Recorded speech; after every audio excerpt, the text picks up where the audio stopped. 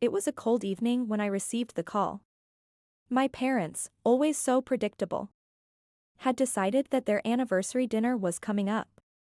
And they had made one small request, a request I had a sinking feeling I wouldn't be able to ignore. "Hey, Keto," my mom's voice chirped through the phone. "We were thinking of going to that fancy restaurant next weekend for our anniversary. And it would be great if you could chip in for the dinner. You know, to make it extra special." I blinked, the words sinking in slowly. "You want me to pay for your anniversary dinner?" I asked, not quite sure I'd heard her right. I had always contributed to their events in some way, birthday gifts, Christmas presents, the occasional dinner, but this was different. This was them asking, no, expecting me to fund their romantic evening. After all, they could easily afford it themselves. Well, you know how it is. It's special.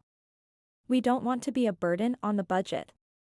We figured you'd want to do something nice for us, she explained. It'll only be about $200 each, maybe a little more with drinks. We're counting on you. I felt my stomach tighten. Counting on me? I wasn't the one who had fallen in love and created the family. Something snapped. The next few days were a blur of planning and scheming.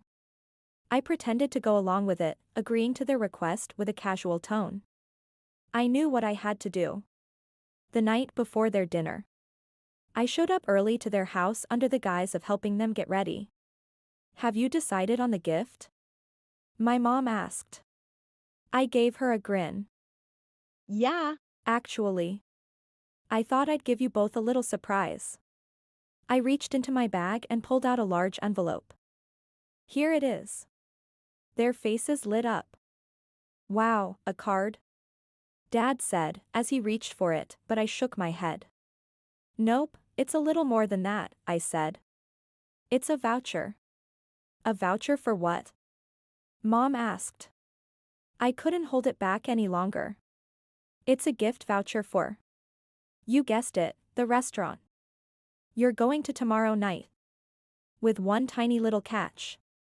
They exchanged glances. "What catch?" I smiled, leaning back against the couch. "Well, here's the thing. I thought it would be more fun if you actually paid for your own dinner this time.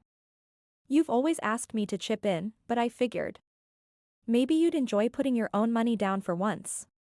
The shock was evident on their faces. "So, you're not paying for us?" My mom's voice cracked just slightly. "Nope," I said with a calm tone. "But hey, at least you'll have a nice voucher to use." "You can't be serious," my dad snapped. I nodded slowly. "I know. But sometimes it's good to learn the value of asking for things, instead of just assuming people will hand them over. You've taught me that lesson well." The awkward silence stretched on, but what was the alternative? I wasn't going to let them guilt me into paying for their romantic evening. In the end, they left, taking the voucher with them. Though not without a few tense words.